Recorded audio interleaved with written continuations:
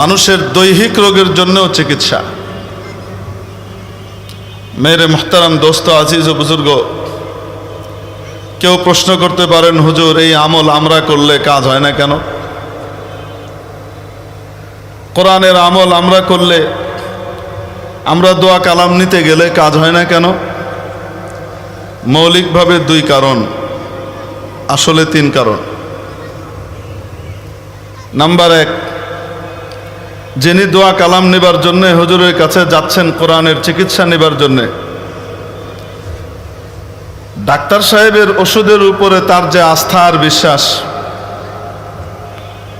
হুজুরের পঠিত কোরআনের আয়াতের উপরে তার আস্থা আর বিশ্বাস ওই স্তরের নয়। আমেরিকার ডাক্তার চিকিৎসা করলে, জার্মানির ডাক্তার চিকিৎসা করলে ভালো হয়ে যাবে নিশ্চিতভাবে, যে আস্থা আর বিশ্বাস নিয়ে এয়ার অ্যাম্বুলেন্স নিয়ে ছুটে আর দৌড়ায়, ওই আস্থা আর বিশ্বাস কোরআনের উপরে নাই, বরং নড়বড়ে বিশ্বাস নিয়ে যায়। দেখি না, হলে হইতেও তো পারে, একটা শেষ চেষ্টা করে দিই, হইলে হইতেও পারে, যার কারণে কাম হয় না। কারণ ইমানদারদের জন্য শেফা, ইমান ইয়াকিনের চাইতে উপরের স্তরের জিনিস।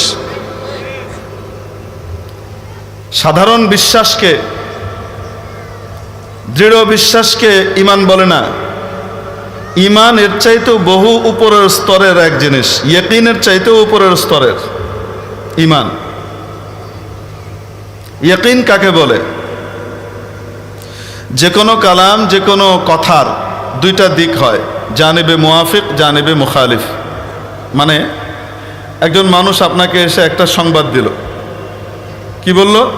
চিটাগাং রোডে ভয়ঙ্কর একটা অ্যাক্সিডেন্ট হয়েছে কিছুক্ষণ আগে, রাস্তা বন্ধ হয়ে গেছে। মনে করেন এ একটা সংবাদ দিল। এই সংবাদটার দুইটা দিকই হতে পারে, এই কথাটা সত্যও হতে পারে, মিথ্যাও হতে পারে। শ্রোতার কাছে এই কথাটার মূল্যায়ন কেমন, এটা দেখার বিষয়।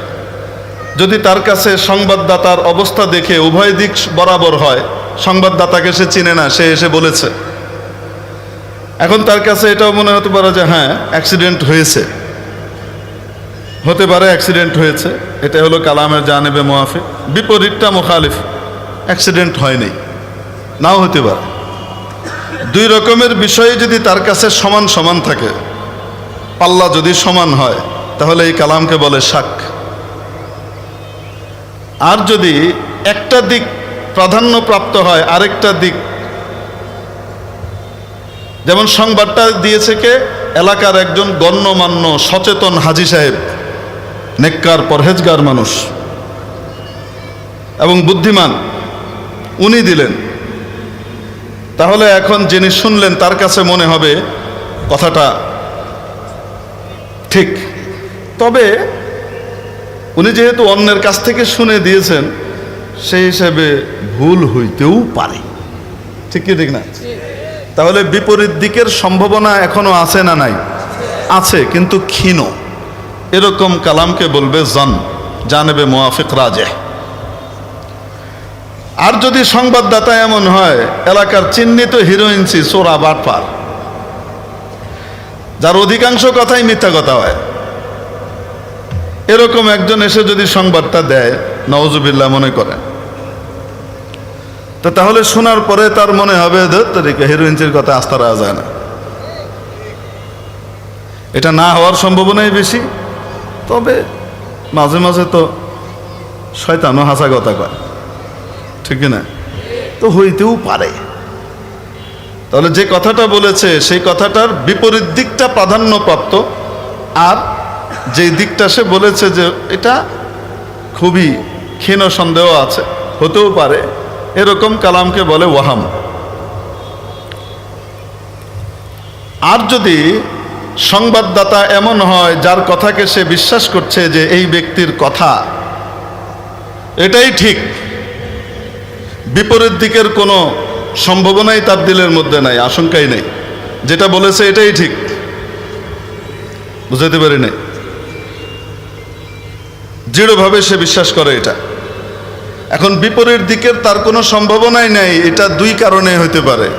এক, এই ব্যক্তির উপরে প্রবল আস্থার বিশ্বাসের কারণে অথবা দলিলের কারণে, কোনো প্রমাণ আছে সেই কারণে। যে কথাটা বলেছে এটাই পারফেক্ট, বিপরীত দিক হইতেই পারে না। এটা যদি এই ব্যক্তির উপরে আস্থার বিশ্বাসের কারণে হয়, দলিলের কারণে না, তাহলে এটাকে বলে তাকলিদ। আর যদি দলিলের কারণে হয়, তাহলে দলিল আবার দুই রকম হয়। এক রকমের দলিল হলো সঠিক, আরেক রকমের দলিল হয় বেঠিক। যদি ভুল আর গলত দলিলের ভিত্তিতে কথাটি প্রতিষ্ঠিত হয়, আর অপর দিক এর সম্ভাবনাই তার মনের ভিতরে নাই, যেমন মনে করেন আবু জেহেলও তো দলিল ভিত্তিক কথা বলতো, বলেন না কেন? আবু জেহেলের চেলাবেলা আমাদের দেশে যারা নাকি মুরগি গরু খাসি আছে কিছু নাই মনে হয়, এরাও তো এই দেশের সবচেয়ে নিরীহ, শান্তিপ্রিয় এবং নীতিবান জনগোষ্ঠী আলেম ওলামা তৌহিদি জনতাকে দেশদ্রোহী আর জঙ্গি হিসেবে আখ্যায়িত করবার জন্য চেষ্টা করেই যায় অহর্নিশি। করে কি করে না? তোরা যে দলিলগুলা দেয় সঠিক না বেঠিক, তাদের কথার উপরে যদি কারো খুব বিশ্বাস হয়, তো দলিলগুলা কি সঠিক না বেঠিক? তাহলে এরকম কথাকে বলে জাহলে মুরাক্কাব, ডবল গুমরাহি, ডবল মূর্খতা। আর যদি যে কথাটা বলেছে এটার উপরে প্রবল আস্থার বিশ্বাস প্রতিষ্ঠিত হয়েছে দলিলের কারণে এবং দলিলটা সঠিক হয়, তাহলে এরকম কালামকে বলে ইয়াকিন। কি বলে? ইয়াকিন। কই থেকে কই আইলাম, এটি তো হেন কর জিনিস না। এখন হেদায়েতুন নাহু পড়ছি, তখন পড়ছি এই জিনিস মিরকাতের ভিতরে, এখন তো না পড়ার জিনিস এটা।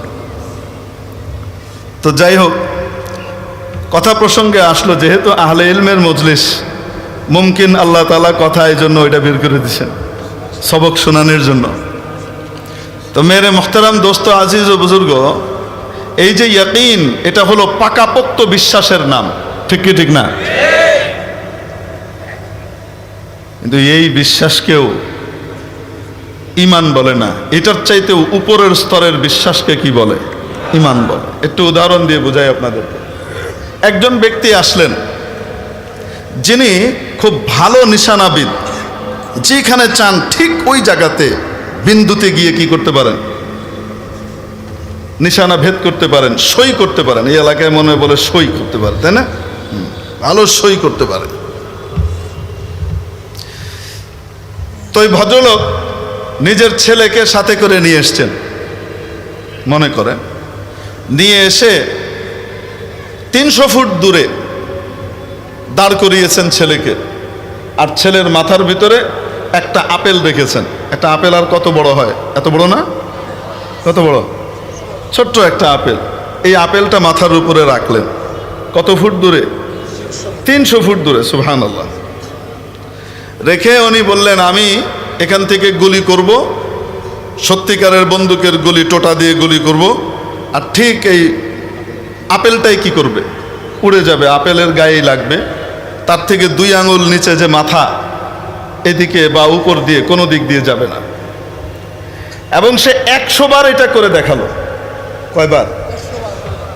আপনি বাতাসের বিপরীতে, সাইডে, উল্টা, এদিক ওদিক, কোনো সময় এদিকে 300 ফুট দূরে দাঁড় করালেন, কোনো সময় এদিকে 300 ফুট দূরে দাঁড় করালেন, কোনো সময় এদিকে দাঁড় করালেন, কোনো সময় এদিকে দাঁড় করালেন। বিভিন্নভাবে আপনি পরীক্ষা করলেন। আপনারা দেখলেন যে 100 বারে 100 বার সে কি করেছে? এই 300 ফুট দূরের আপেলটাকে উড়িয়েছে, আর কোনো জায়গায় এদিক ওদিক লাগে নাই, মিস হয় নাই। বলেন তো দেখি, দলিল এবং প্রমাণের ভিত্তিতে এটা প্রতিষ্ঠিত হলো কিনা যে এই ব্যক্তি অত্যন্ত দক্ষ একজন নিশানাবিদ? বলেন না কেন? সে যেখানে চায় ঠিক সেখানেই লাগাতে পারে, এদিক ওদিক হয় না। এই ব্যাপারে বিশ্বাস হয়েছে না হয় নাই? দলিল আছে না নাই? চোখের সামনে দলিল দিয়ে দেখিয়েছে। কয়বার? 100 বার। সুবহানাল্লাহ। তাহলে এই ব্যক্তি যে নিশানাবিদ, একজন ভালো নিশানাবিদ, লক্ষ্যভেদকারী, এই ব্যাপারে কারো সন্দেহ আছে? পুরা বিশ্বাস আছে? এটাকে বলে ইয়াকিন। কি বলে? বিশ্বাস, ইয়াকিন। কিন্তু ঈমান এর চাইতে অনেক উপরের। কেমন? এখন 100 বারে 100 বার সে ঠিকঠাক মতো লাগিয়েছে, এরপরে যদি ওই ভদ্রলোক বলে ভাই আমি যে ভালো নিশানাবাজ, এটা আপনারা বলতে স্বীকার করেন কিনা? জি স্বীকার করি। আমার যে কখনো ভুল হয় না, এটা বিশ্বাস করেন কিনা? হ্যাঁ বিশ্বাস করি। আচ্ছা ঠিক আছে, এবার আমার নিজের ছেলের পরিবর্তে আপনাদের কেউ একটু সামনে এসে দাঁড়ান, আমি কি করি? লক্ষ্য ভেদ করে দেখাই। কে কে রাজি হব ওই আপেলের তলায় দাঁড়াইতে? কেউ রাজি হবেন? আমি তো হব না, আপনি রাজি হবেন কিনা জানি না। কেন হবেন না বলেন তো? বিশ্বাস তো আছে,